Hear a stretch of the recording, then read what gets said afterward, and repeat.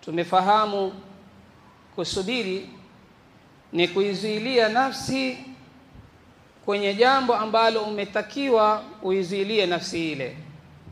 Ikiwa ni kwenye taa, usimame na taa yako mpaka mauti yakupate.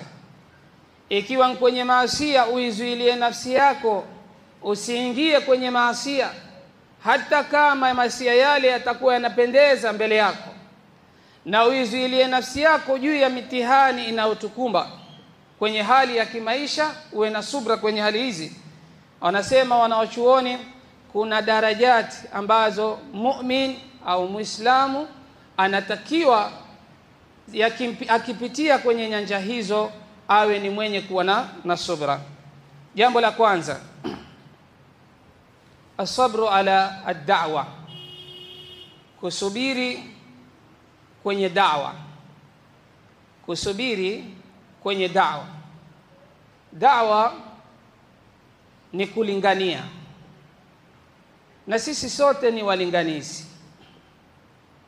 Kuna wale maduati huja misikitini wakawapatia watu mihadhara na khutab tofauti. Zile ni da'wa al-am, da'wa ambazo zimewakusanya watu wote. Lakini kuna da'wa al-khas.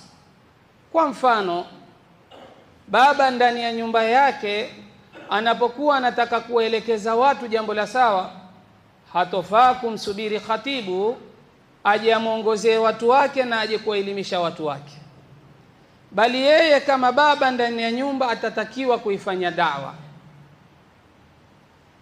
Amil, mfanyikazi, mahali anapofanya kazi atatakiwa kuifanya da'wa yake mahali pale pale.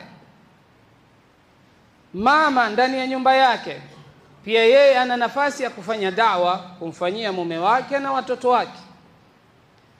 Ikiwa basi sisi sote twaingia kwenye kategori ya da'wa, la budda an natahalla bisabri, lazima tujipambe na kusubiri, kwa sababu kwenye kulingania kuna mambo mingi sana hutokea.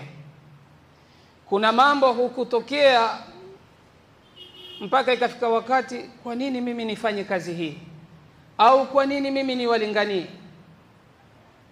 Mtu nyumbani kwake tu aweza kumlingania mke wake kuswali na ikawa ni kibarua kweli kweli.